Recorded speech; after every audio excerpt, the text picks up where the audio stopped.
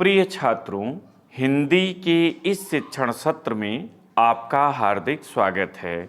आज हम सूरदास के पदों के प्रश्नोत्तर के क्रम में चौथे भाग का अध्ययन करेंगे।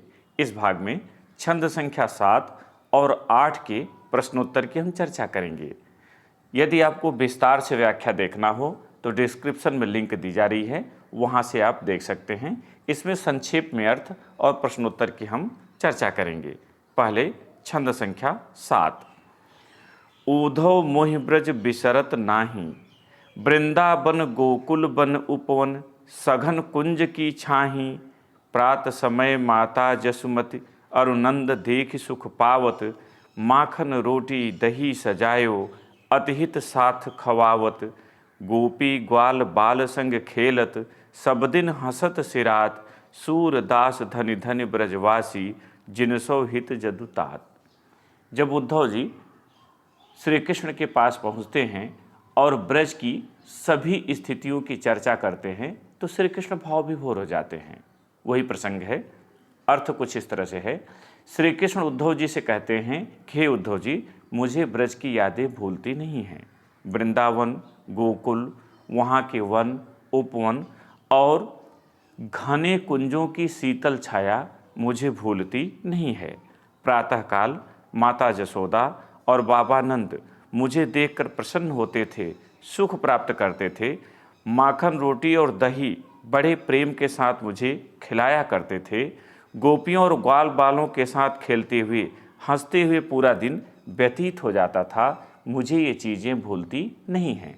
सूरदास जी कहते हैं कि वे ब्रजवासी धन्य हैं जिनके हित की चिंता स्वयं श्री कृष्ण करते हैं। अब इस पर आधारित प्रश्न उत्तर देखें। उपर्युक्त पद्यांश का संदर्भ लिखिए। उत्तर: उपर्युक्त पद्यांश हमारी पाठ्य पुस्तक हिंदी के काव्य खंड के अंतर्गत पद शीर्षक से अवतरित है। इसके रचयिता श्री कृष्ण की मुरली की मधुर तान को सुनाने वाले भक्त कवि सूरदास जी हैं।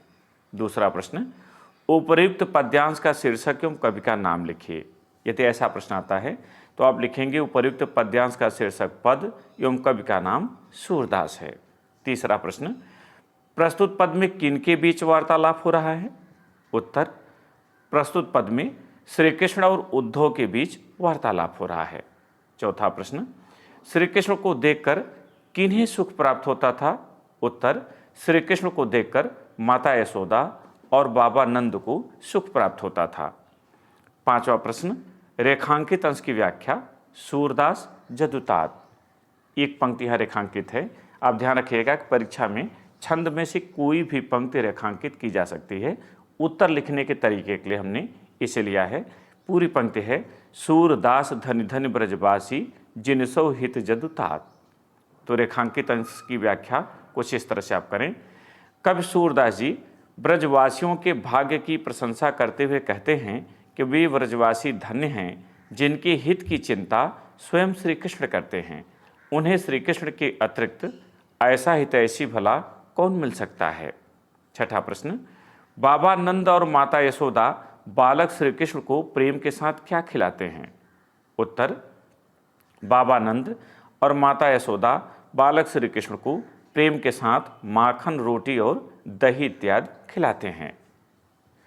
सिरात और जदुतात शब्दों के अर्थ लिखिए। अगला प्रश्न: तो सिरात अर्थ होगा व्यतीत होना, जदुतात श्री कृष्ण। प्रस्तुत पद के अनुसार किसे ब्रज भुलाए नहीं भूलता? उत्तर: प्रस्तुत पद के अनुसार श्री कृष्ण को ब्रज भुलाए नहीं भूलता।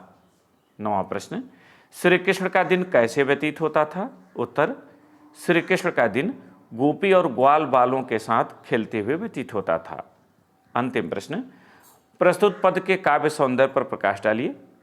तो आप ध्यान रखिएगा कि काव्य सौंदर्य में जो चीज़ें लिखी जाती हैं उनमें से कुछ का यहाँ उल्लेख हो रहा है। आप 2, 3, 4, 5 भी परीक्षा में लिख सकते हैं। तो काव्य सौंदर्य कुछ इस तरह से होगा: रस, श्रृंगार। नहीं, यहाँ पर जो उद्धव और श्री कृष्ण के बीच बात हो रही है उस आधार पर आपको उत्तर देना है, इसलिए यहाँ आप श्रृंगार लेंगे। ये नहीं देखेंगे कि उद्धव और कृष्ण के बीच में बात हो रही तो हम श्रृंगार क्यों लिखें। यहाँ बात गोपियों की ही की जा रही है। छंद गेय पद: अलंकार, अनुप्रास, पुनरुक्ति, प्रकाशादि, भाषा साहित्यिक ब्रजभाषा, शैली मुक्तक, गुण माधुर्य, शब्द शक्ति, अभिधा एवं लक्षणा। अब हम छंद संख्या 8 पर चलेंगे। तो आइए छंद संख्या 8 देखें। उधो मन्न भय 10-20, एक हुतो सो गयो श्याम संग, को अवराधय ईस, इंद्री शिथिल भई केशव बिनु, ज्यों देही बिनु शीस, आशा लाग रहति तन श्वासा, जीवहि कोटि बरीस, तुम तो सखा श्याम सुंदर के, सकल जोग के ईस, सूर हमारे नद नंदन बिन, और नहीं जगदीश। संक्षेप में व्याख्या देखें। गोपियां उद्धव जी के निर्गुण ब्रह्म के तर्क को स्वीकार नहीं कर पाती और कहती हैं कि उद्धव जी, हमारे पास कोई 10-20 मन तो है नहीं, केवल एक ही मन था, वह भी श्री कृष्ण के साथ चला गया, तो आपके निर्गुण ब्रह्म की आराधना हम कैसे करें। हमारी इंद्रियां श्री कृष्ण के बिना उसी प्रकार शिथिल पड़ गई हैं जैसे धड़ के बिना शरीर अशक्त हो जाता है, निर्बल हो जाता है। हमारी सांसें इसी आशा में चल रही हैं और इसी तरह चलकर हम करोड़ों वर्ष जीवित रह सकती हैं कि एक न एक दिन श्री कृष्ण आएंगे और उनके दर्शन होंगे। आप तो श्री कृष्ण के मित्र हैं, संपूर्ण योग के ज्ञाता हैं, आप हमारा उनसे मिलन करा दीजिए। सूरदास जी गोपयोग शब्दों में कहते हैं कि उद्धव जी, हम आपसे स्पष्ट बताती हैं कि श्री कृष्ण के अतिरिक्त हमारा कोई दूसरा आराध्य नहीं है। अब इस पर आधारित प्रश्नोत्तर देखें। शुरू में आपने पहले ही 2 प्रश्न देख लिए हैं संदर्भ से संबंधित, उसको उसी के अनुसार लिखिएगा। अन्य प्रश्न इस तरह से बनेंगे। प्रस्तुत पद में किनके बीच वार्तालाप हो रहा है? उत्तर, प्रस्तुत पद में उद्धव तथा गोपियों के बीच वार्तालाप हो रहा है। दूसरा, उद्धव जी गोपियों को सगुण के स्थान पर किसकी उपासना का सुझाव देते हैं?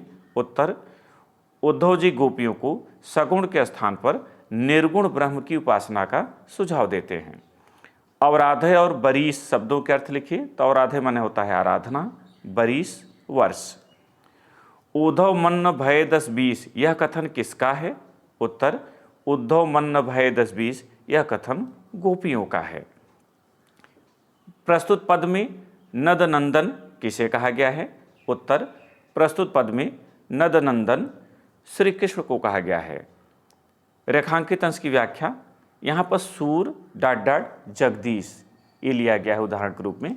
पूरी पंक्ति है, सूर हमारे नद नंदन बिन, और नहीं जगदीश। तो इसी तरह से आप पहले संकेत करके इसे लिखेंगे, फिर रेखांकित अंश की व्याख्या डालेंगे, तब व्याख्या करेंगे। व्याख्या कुछ इस तरह से लिखें। सूरदास जी गोपियों के शब्दों में कहते हैं कि हे उद्धव जी, हमारे आराध्य नंद जी के पुत्र श्री कृष्ण हैं। श्री कृष्ण के अतिरिक्त हमारा दूसरा कोई आराध्य नहीं है। अंतिम प्रश्न, प्रस्तुत पद के काव्य सौंदर्य पर प्रकाश डालिए। उत्तर, प्रस्तुत पद का काव्य सौंदर्य निम्नवत है। रस वियोग श्रृंगार है, गोपियों और कृष्ण के बीच की चर्चा है, छंद गेय पद है। अलंकार अनुप्रास उपमा श्लेष आदि हैं। भाषा साहित्यिक ब्रजभाषा, शैली मुक्तक, गुण माधुर्य, शब्द शक्ति, अभिधा एवं लक्षणा। इस भाग में इतना ही। अंतिम भाग में फिर मिलेंगे। बहुत बहुत धन्यवाद।